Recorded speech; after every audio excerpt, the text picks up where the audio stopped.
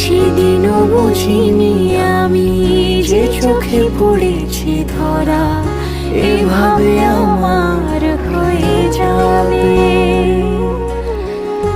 আলগোছে পায়ে পায়ে যে কবিতা হলো শুরু, এভাবে মরা খুঁজে পাবে।